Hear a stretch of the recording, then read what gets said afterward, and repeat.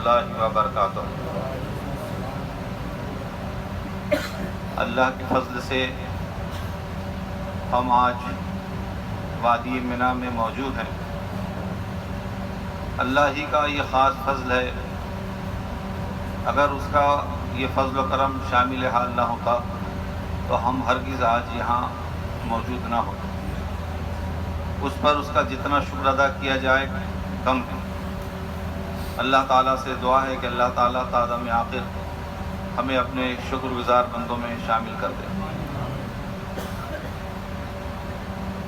جس جگہ بیٹھے ہیں اس جگہ کی نسبت سے کچھ باتیں ہم ضرور کرنا چاہیں گے تاکہ اس سرزمین کی لذت اور اس کی کیفیات سے ہم کسی درجے میں محظوظ بھی ہوں اور مستفیض بھی۔ آپ دیکھیں کہ حضور صلی اللہ تعالی علیہ وسلم اعلان نبوت سے پہلے مکے کی آنکھوں کے تارا تھے۔ ہر کوئی آپ کی عزت، محبت، قدر و منزلت کرتا تھا۔ یہ سلسلہ بعد میں بھی رہا، لیکن جو بنائے نزاع اور اختلاف بنی وہ کیا بات تھی؟ آپ جو دعوت لے کے تشریف لائے تھے وہ تمام معبودان باطل کا انکار ہے۔ آپ نے یہی کلمہ پیش کیا، لا الہ الا اللہ محمد رسول۔ اس میں ایسی کیا بات تھی؟ اقبال نے بھی کہا، یہ شہادت گہ الفت میں قدم رکھنا ہے، لوگ آسان سمجھتے ہیں مسلمان ہونا۔ جو ہی نبی کریم صلی اللہ علیہ وسلم نے کوہ صفا پر لوگوں کو جمع کیا اور یہ پوچھا کہ میں پہاڑ کے ادھر بھی دیکھ رہا ہوں، ادھر بھی دیکھ رہا ہوں، اگر یہ کہوں کہ ایک قافلہ تم پہ حملہ آور ہوا چاہتا ہے تو کیا میری بات مان لو گے؟ سب نے یک زبان ہو کر کہا، آپ امین اور صادق ہیں، ہم آپ کی ایک نہیں ایسی 10 باتیں قبول کریں گے۔ لیکن جو ہی نبی کریم صلی اللہ علیہ وسلم نے دعوت، ایک اللہ کی بندگی کی دعوت پیش کی، سب سے پہلے گھر کے لوگوں میں سے ابو لہب نے آپ کی تکذیب کی اور آپ کا انکار کیا اور مخالفت کا آغاز ہو گیا۔ اور یہ دعوت ایسی ہے جو نبی کریم صلی اللہ علیہ وسلم کے وحی الہی سے سرشار ہو کر جب غار حرا سے لوٹے ہیں، اس وقت بھی ورقہ ابن نوفل نے آپ کو بتا دیا تھا کہ یہ ہوگا آپ کے ساتھ، یہاں تک ہوگا کہ لوگ آپ کو مکے سے نکال دیں گے۔ حضور کو حیرت بھی ہوئی کہ کیسے ممکن ہے، یہاں تو سب میرے چاہنے والے ہیں، اپنی امانتیں لا کے رکھتے ہیں، میرے سے اپنے مقدموں کے فیصلے کرواتے ہیں، یہ کیسے ممکن ہوگا کہ مجھے یہاں سے نکال دیں گے؟ تو ورقہ نے اس وقت بھی یہ کہا کہ ایسا اس لیے ہوگا کہ جو دعوت دے کر آپ بھیجے گئے ہو اس کا خاصہ یہ ہے کہ اس کو کبھی معاشرے نے ٹھنڈے پیٹوں برداشت نہیں کیا۔ یہ سلسلہ چلتا رہا۔ یہ دعوت اپنی تاثیر اپنے اندر رکھتی ہے، اور جو سلیم الفطرت لوگ ہوتے ہیں جن کو اللہ نے عقل سلیم بخشی ہے وہ اس کے طرف کھینچے چلے آتے ہیں، ان کو روکا نہیں جا سکتا۔ چنانچہ سب سے پہلے جو ابتدائی دعوت اللہ کے رسول نے اپنے گھر پہ کی اور مخالفت وہیں ہو گئی، اس وقت بھی حضرت علی رضی اللہ تعالیٰ عنہ نے، جو کہ اس وقت عمر کے اعتبار سے خاندان میں سب سے چھوٹے تھے، کھڑے ہو کر کہا، یا رسول اللہ صلی اللہ علیہ وسلم، اگرچہ میں اس محفل میں سب سے چھوٹا ہوں، اگرچہ میری ٹانگیں پتلی ہیں اور میری آنکھوں میں تکلیف ہے، باوجود اس کے میں اس کام میں آپ کا ساتھ دوں گا۔ سیدہ خدیجہ الکبریٰ جیسی رضی اللہ تعالیٰ عنہ ذہین اور فہیم شخصیت نے آپ کی دعوت کو سب سے پہلے قبول کر لیا۔ حضرت ابوبکر صدیق نے قبول کر لیا۔ آپ کے اوصاف حمیدہ ہمیں معلوم ہے، کس درجہ آپ کے اندر میں بلند اخلاق کے معاملات تھے۔ اسی طرح غلاموں میں حضرت زید بن حارثہ، آپ ملاحظہ کریں ان لوگوں کے اوصاف حمیدہ کو کہ وہ کس طرح کے لوگ تھے۔ جہاں تک آواز جاری کا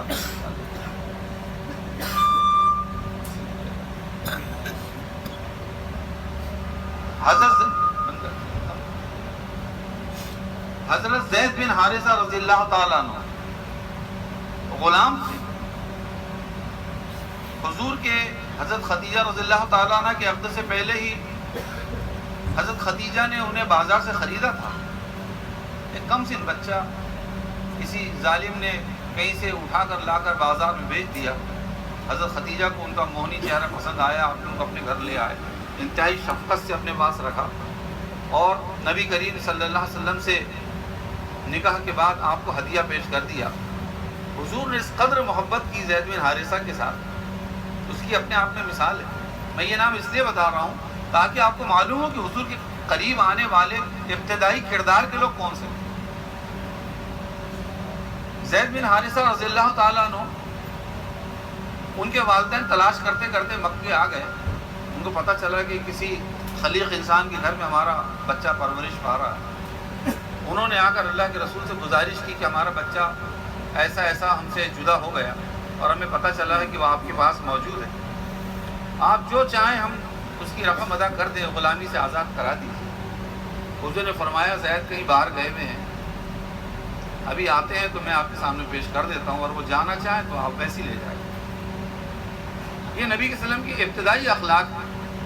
آپ چاہتے تو سودا کرتے, پیسہ لیتے. زید تشریف لائے تو حضور نے بتایا کہ تمہارے والدین چچا وغیرہ آئے ہیں, تمہیں لے جانا چاہتے ہیں, پہچانتے ہو؟ انہوں نے کہا ہاں یہ میرے والدین ہیں, میرے چچا ہیں, تو تمہیں لینے آئے, تم جانا چاہیں تو چلے جاؤ. وہ اللہ کے رسول سے لپٹ گئے, رونے لگے کہ میں آپ کو چھوڑ کے نہیں جا سکتا. ابھی رسالت کا آغاز نہیں. ان کی اس شفقت سے متاثر ہو کر اللہ کے رسول صلی اللہ علیہ وسلم نے صحن کعبہ میں جا کے کہا کہ آج سے زید میرا بیٹا ہے اور میری وراثت سے حصہ پائے گا. بعد میں اللہ تعالیٰ نے سورہ احزاب میں وہ احکام دے دیے جس میں بتایا گیا کہ ما کان محمد نبا آدم من رجالکم ولکن رسول اللہ وخاتم النبی. اور بعد میں یہ بھی کہہ دیا گیا کہ کوئی کسی متبنہ کو ولدیت نہیں دی جا سکتی, تو اس کی تصحیح بھی ہوگی بات. لیکن لوگ کہنے لگے تھے کہ زید بن محمد ہے صلی اللہ علیہ وسلم, تو زید نے ایمان لائے غلاموں میں سے, بچوں میں سے علی نے لائے, سمجھدار لوگوں میں سے ابوبکر صدیق نے لائے. یہ ابتدائی کیریکٹر ہیں یہ لوگ جو ایمان لانے والے تھے. اور رفتہ رفتہ ہر گھر میں محمد رسول اللہ صلی اللہ علیہ وسلم کی دعوت اثر پذیر ہونے لگی. اس سے جو نظام تھا مکے کا, مشرکانہ نظام, یہ جو آپ تلبیہ میں بار بار کہہ رہے ہو کہ لا شریک لک, اس کی ضرب کس پہ بڑھتی ہے؟ بقول اقبال لا الہ ضرب است ضرب کاری است. ہم تو سمجھتے ہیں اس شور ہل گیا مکہ. وہ بجلی کا کڑکا تھا یا سود ہادی, عرب کی زمین جس نے ساری ہلا دی. کیا تھی وہ آواز کہ ہم کسی کو اپنا معبود حقیقی مان ہی نہیں سکتے, سب باطل ہے. یہ لات منات حبل عزا, یہ پتھر کے بت, یہ کیا حقیقت رکھتے ہیں؟ یہ سب کی نفی کی گئی, اور ان کی بنیادوں پہ جو ویوستھائیں تھیں, جو سسٹم چل رہا تھا, اس کو کنڈم کیا.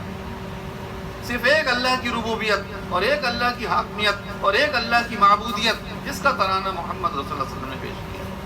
اور اللہ کو مانو گے کیسے؟ اس کی ترتیب کیا ہوگی, اس کی تفصیل کیا ہوگی, یہ بحیثیت محمد صلی اللہ علیہ وسلم اللہ کے رسول کے بتائیں گے کہ محمد صلی اللہ علیہ وسلم اللہ کے نمائندے اور فرزندے ہیں. وہ جو شرح فرمائیں گے وہی عین حق ہوگا, کسی کو اس میں رد و بدل کی قطعی گنجائش نہیں ہوگی. تو قیادت کل کی کل محمد رسول اللہ کے پاس آنے والی ہے صلی اللہ علیہ وسلم. تو یہ کیسے برداشت ہو سکتا تھا, یہاں کی ویوستھا کیسے قبول کر سکتی تھی اس عظیم دعوت؟ نتیجہ نکلا کہ مخالفت ہوئی, اور اس قدر مخالفت ہوئی کہ لوگ جان کے دشمن بن گئے. جو ایمان لاتا اس کو بے انتہا اذیت دی جاتی.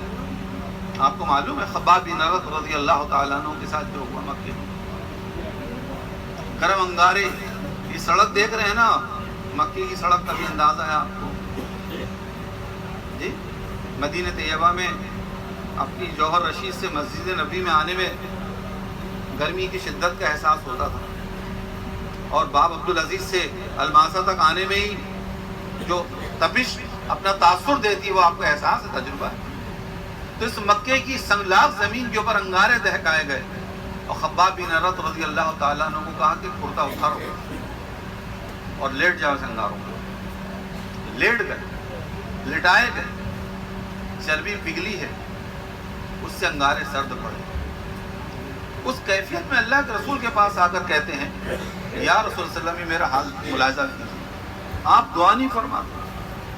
آپ نے فرمایا خباب ابھی سے گھبرا گئے، ابھی تم سے پہلے جن لوگوں نے ایمان لایا تھا ان کو ایمان لانے کے قصور میں زمین میں آدھا گاڑ کر ان کے سروں پہ سہارے چلائے، ان کے بدن سے ان کا گوشت لوہے کے کنگوں سے جدا کر لیا گیا، مگر وہ راہ حق سے پھرے نہیں۔ خدا کی قسم یہ دین غالب ہو کے رہے گا، اور ایک عورت ثنا سے حضر موت تک سونا اچھالتے ہوئے سفر کرے گی، اسے اللہ کے سوا کسی کا ڈر نہیں ہوگا، یہ دین یقیناً غالب ہے۔ مخالفت بڑی بڑی بڑی، یہاں تک کہ ابو طالب کے اوپر بھی پریشر آ گیا۔ ابو طالب کے پاس آ کر انہوں نے کہا کہ ہم 2-3-4 آفر آپ کو دیتے ہیں، اس میں سے کوئی قبول کر لیجئے، ورنہ ہم آپ کے بھتیجے کی جان تو لے لیں گے۔ آفر کیا تھے؟ اگر یہ ساری کوششوں کے نتیجے میں ان کا جذبہ یہ ہے کہ یہ بادشاہ بننا چاہتے ہیں تو ہم ان کو اپنا بادشاہ مان لیتے ہیں، اگر ان کے پیش نظر دولت کا جمع کرنا ہے تو ہم اتنی دولت اکٹھا کر کے لا کے دیں گے کہ ان کے علاوہ کسی کے پاس مکے میں کسی کی تعداد نہ ہو، اور اگر کسی عورت کو پسند کرتے ہیں تو عرب کی جس گھر میں انگلی رکھ دیں گے اس گھر کی سب سے حسین ترین بچی سے آپ عقد کر دیں گے۔ لیکن یہ جو بات کہہ رہے لا الہ کی، اس کو ہٹا لیجیے، ہمارے معبودوں کا انکار نہ کریں۔ ابو طالب نے اللہ کے رسول صلی اللہ علیہ وسلم کے سامنے کہا بھتیجے میں بوڑھا ہو گیا ہوں، میری ہڈیاں دکھنے لگی ہیں، اور قریش کا ڈیلیگیشن، قریش کا وفد میرے پاس آ کر یہ پرپوزل دے کر گیا، مجھے اتنا بوجھ نہ ڈالو کہ جو میں سہار نہ سکوں۔ اس موقع پر جو ایک ہی سہارا تھا دنیاوی اعتبار سے، ایک ہی دنیاوی سہارا تھا ابو طالب کا، باقی سب مخالف تھے، سگا چچا ابو لہب تک مخالف تھے۔ حضور کو احساس ہوا کہ یہ بھی ساتھ چھوڑنے کی کگار پہ آ گئے۔ اس وقت اللہ کے رسول نے استقامت کی مثال پیش کی، آپ نے فرمایا چچا جان یہ لوگ میرے ایک ہاتھ میں چاند اور دوسرے ہاتھ میں سورج لا کے رکھتے ہیں، خدا کی قسم میں اپنے کام سے ہٹنے والا نہیں، یا تو اللہ تعالیٰ اس کام میں میری جان کھپا دے یا اللہ اپنے دین کو غالب کرے۔ اس وقت ابو طالب کو احساس ہوا اور انہوں نے کہا کہ بھتیجے اب تجھے جو کرنا ہے کر، جب تک میں زندہ ہوں تجھ پہ آنچ نہیں آئے گی۔ اسی اثنا میں شعیب ابی طالب کا واقعہ ہوا، انہوں نے پریشر ڈالنے کے لیے ابو طالب کو کہا اگر تم اپنے بھتیجے کو قتل کے ارادے سے ہمیں نہیں دو گے تو ہم بنو ہاشم کا بائیکاٹ کر دیں گے۔ بائیکاٹ ہوا، 3 سال تک بنو ہاشم شیر خوار بچے معصوم کھانے کو دانے پانی کو ترس گئے، ایک ایک دانے کو ترس گئے، یہ ساری مشکلات چلتی رہی۔ اور 3 سال کے بعد جب شعیب ابی طالب سے نبی کریم صلی اللہ علیہ وسلم باہر تشریف لائے، نبوت کا تقریباً 10واں سال ہے، اسی اثنا میں ابو طالب کا انتقال ہوا۔ وہ جو سہارا تھا، سپورٹ تھا، وہ مکے کے سردار تھے، ان کی موجودگی میں حضور پر ہاتھ نہیں ڈالا جا سکتا تھا، لیکن اب سردار بن گیا ابو لہب جو پہلے دن سے خون کا پیاسا۔ چنانچہ نبی کریم صلی اللہ علیہ وسلم نے حکمت عملی کے طور پر فیصلہ فرمایا کہ میں مکے سے باہر نکل کر اللہ کے دین کی دعوت پیش کرنا چاہوں گا۔ چنانچہ آپ صلی اللہ علیہ وسلم نے طائف کا سفر اختیار کیا۔ آپ کا جانا نہ ہوا ہو، لیکن مکے کی سڑکوں پہ گھومتے وقت یہ گلو سائن بورڈ پہ توجہ کری، لکھا رہتا الہ مدینہ، الہ طائف، الہ حدیبیہ۔ متوجہ ہوئی ہے کہ بورڈ کچھ کہہ رہے ہیں ہم سے۔ کسی نے بہت خوب کہا ہے کہ انہی وادیوں سے ہو کر میرا رہنما گیا ہے، اسے کہکشاں نہ کہیے یہ غبار کارواں۔ اور تصور کرتے وقت یہ اپنے خیموں کے پیچھے کے پہاڑوں پہ نگاہ ڈالی، یہ ایسی سڑکیں تو پہلے نہیں تھی نا، یہ پہاڑی سلسلے تھے نا جس پہ نبی کریم صلی اللہ علیہ وسلم نے سفر اختیار فرمایا۔ تقریباً 80 کلومیٹر کا فاصلہ ہے آج سڑکوں کے اوپر طائف کا۔ نبی کریم صلی اللہ علیہ وسلم طائف تشریف لے جاتے ہیں، وہاں کے سرداروں کو اللہ کے رسول صلی اللہ علیہ وسلم اپنی بات سناتے ہیں، کہتے ہیں کہ اگر تم لوگ اجازت دو تو میں مکے سے یہاں منتقل ہو جاؤں، مجھے اللہ نے اپنا نبی بنایا، اپنا رسول بنایا۔ اور تینوں ظالموں نے جو جملے کہے دل کے پار ہو جانے والی باتیں، وہ کلمات زبان پہ لاتے ہوئے زبان کانپتی۔ ایک نے کہا نعوذ باللہ من ذالک، اللہ کی پناہ مانگتے ہوئے سمجھانے کے لیے اس کا جملہ نقل کرتا ہوں، اللہ تعالیٰ کو تمہارے سوا کوئی نہیں ملا، مفلس اور قلاش، نکل جاؤ یہاں سے، جھڑک کے نکال دیا۔ دوسرے نے کہا بھیا میں آپ سے بات نہیں کرنا چاہتا، ہو سکتا ہے آپ نبی ہو، میں مخالفت کروں تو میری آفت آ جائے گی، آپ جائیے یہاں سے۔ تیسرے نے بھی اسی قبیل کی جملے بازی کری۔ آپ 3 دن تک قیام کرتے ہیں، کوشش کرتے ہیں کوئی بات سن لے، کوئی بات مان کر دینے والا نہیں ملا۔ چنانچہ خالی ہاتھ طائف سے جب لوٹنے لگے ہیں تو ان ظالموں کو اس پہ اکتفا نہیں ہوا، انہیں نبی کریم صلی اللہ علیہ وسلم کے پیچھے طائف کے اوباش اور بدقماش آوارہ لوگوں کو حضور کے پیچھے لگا دیا کہ ان کو ذرا اچھے سے سنگ باری کی جائے۔ چنانچہ نبی کریم صلی اللہ علیہ وسلم پر پتھروں سے چن چن کے مار کیا گیا۔ طائف کی گلیاں اور رحمت للعالمین، طائف کی سرزمین میں نبی کریم صلی اللہ علیہ وسلم کا خون اطہر جذب ہوا ہے۔ آپ تصور کر سکتے ہیں ہمیں کیا ہوا اللہ کے دین کے سلسلے میں؟ ہمیں تو کچھ بھی نہیں ہوا، ایک کانٹا تک نہیں چبھا۔ ہم فخر سے نام لیتے کہ ہم عاشق رسول ہیں، ہم محبت کرنے والے ہیں، محبت کے تقاضے بھی تو کچھ ہوتے ہیں۔ ان کی لائی ہوئی شریعت، ان کے لائے ہوئے دین کے ساتھ ہمارا تعلق کیا ہے؟ زبانی کلام؟ یہ تعلق ان لوگوں کا تھا جو میں عرض کر رہا ہوں، زید بن حارثہ آپ کے ساتھ میں تھے۔ پتھر پڑ رہے ہیں آگے سے تو سامنے آ گئے، پتھر پیچھے سے آنے لگے۔ ایک آدمی کدھر سے پروٹیکٹ کر سکتا تھا؟ نبی کریم صلی اللہ علیہ وسلم کا سر اقدس پھٹ گیا، خون اطہر سر سے بہتا ہوا نالین مبارک میں جذب ہوا۔ نبی صلی اللہ علیہ وسلم وادی نخلہ میں سستانے کے لیے ایک جگہ بیٹھ گئے۔ وہاں عتبہ اور ربیعہ کے باغ تھے، جو بدر میں بعد میں مارے گئے وہ لوگ کون؟ یہ ہندا کے بھائی۔ ان لوگوں نے دیکھا کہ کوئی پریشان مسافر ہے، دور سے نگاہ پڑی کہ ایسا کوئی پریشان شخص دکھ رہا ہے، تو ایک انسانی ہمدردی کے ناطے انہوں نے اپنے غلام کو کچھ انگور اور کچھ کھجوریں پانی دے کر روانہ کیا، جاؤ مسافر ہے دے آؤ۔ وہ غلام اہل کتاب تھے، اداس ان کا نام آتا ہے۔ وہ آتے ہیں اور حضور کے سامنے وہ سامان رکھتے ہیں۔ نبی کریم صلی اللہ علیہ وسلم نے بسم اللہ الرحمن الرحیم کہتے ہوئے انگور کا خوشہ لیا۔ اداس کی آنکھیں پھٹ گئی، اس نے کہا یہ کلمہ تمہیں کس نے بتایا؟ یہ تو ہمارے نبی کا ترانہ، یعنی عیسیٰ علیہ السلام کی طرف اس نے حوالہ دیا۔ حضور نے فرمایا میں بھی اللہ کا نبی ہوں، عیسیٰ اور میں ایک ہی سرچشمے سے فیض پاتے ہیں۔ اس نے حضور کے ہاتھ بوسہ لیے، اسلام قبول کیا۔ یہ ایک شخص ملا ہے طائف کی سرزمین پر، محمد رسول اللہ۔ اب مکے کا کلچر دیکھ لیں۔ مکے کے اندر میں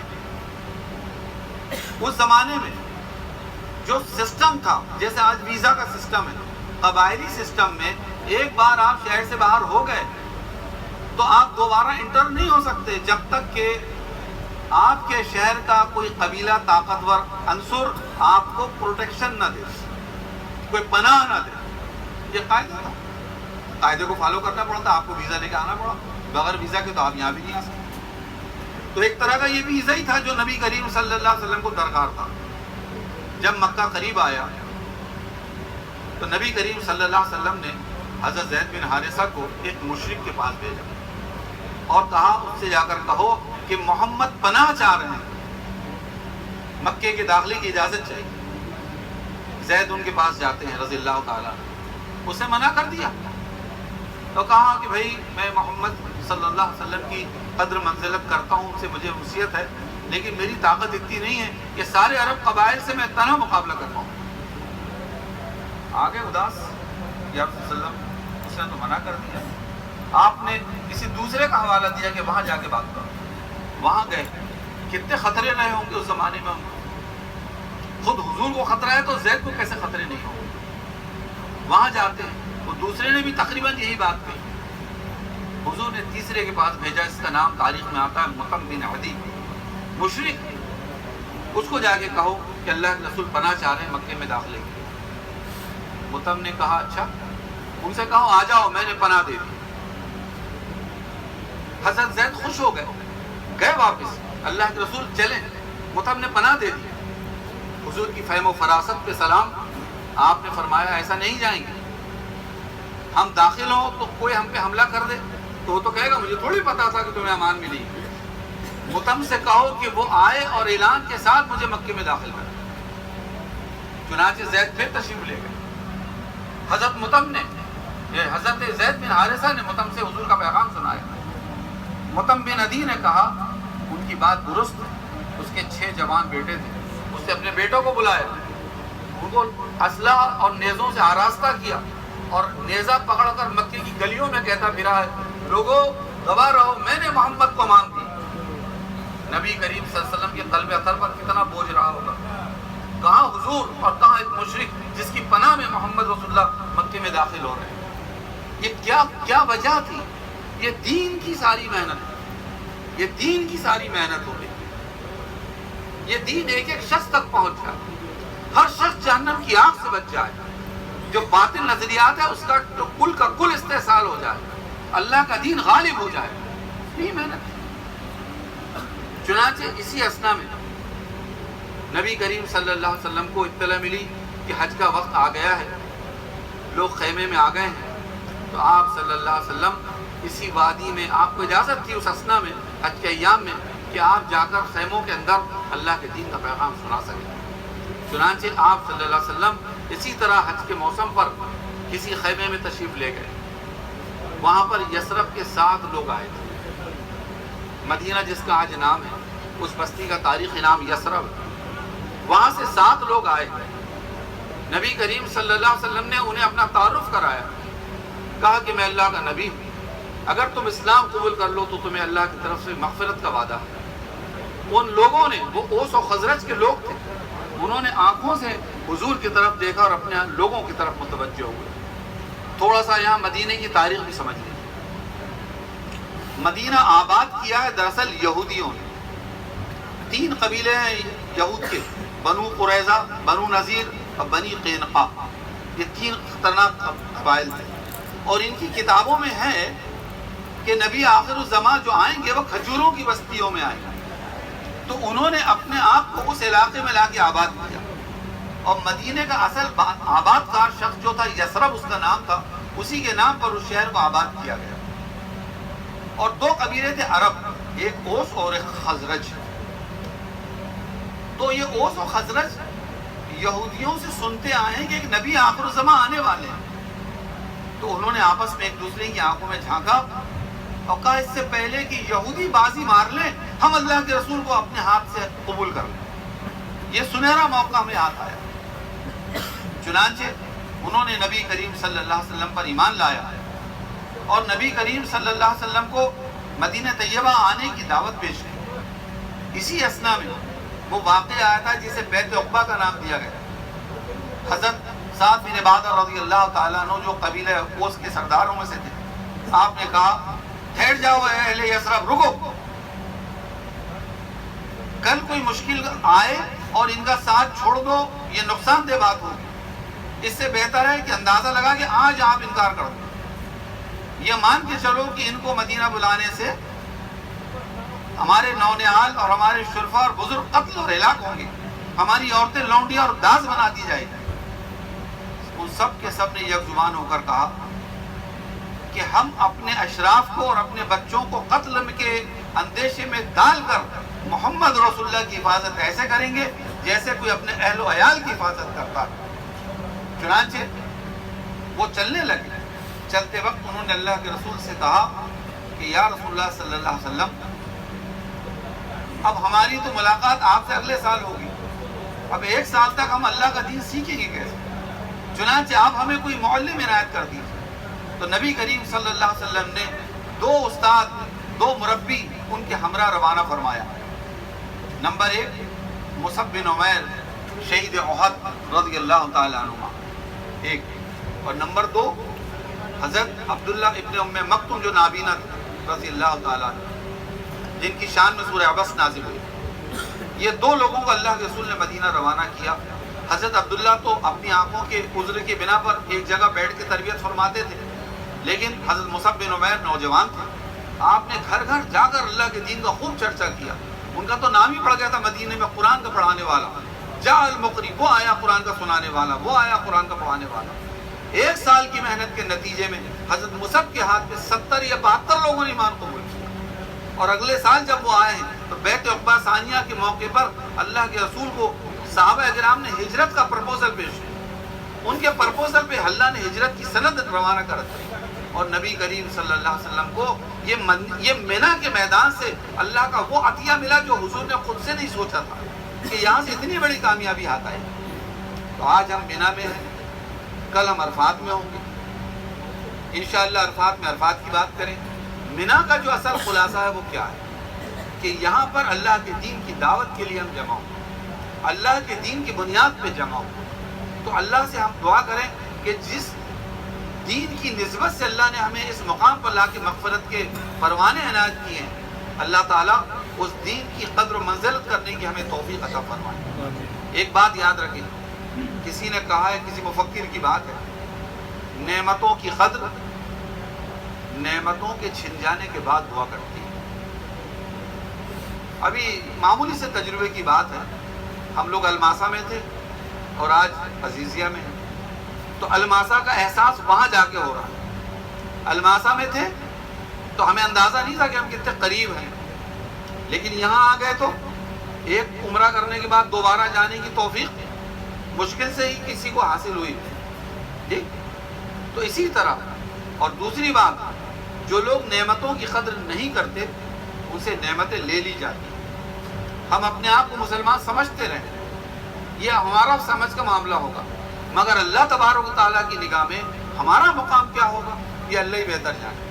تو اللہ سے دعا کرتے ہیں کہ اللہ تعالیٰ جتنی بھی زندگی بچی ہے اپنے آپ کو اللہ کے دین, اللہ کے رسول کی لائی ہوئی شریعت اور ان کے اخلاق حمیدہ اور اوصاف حمیدہ کے ساتھ جوڑ دے. اللہ تعالیٰ ہمارے حج کو حج مبرور بنا دے. اللہ تعالیٰ ہماری دعاؤں کو قبول فرما دے.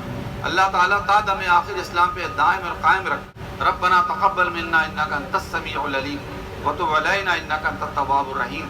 وصلی اللہ تعالی علی خیر خلقہ محمد وآلہ واصحابہ اجمعین برحمتک یا ارحم الراحمین.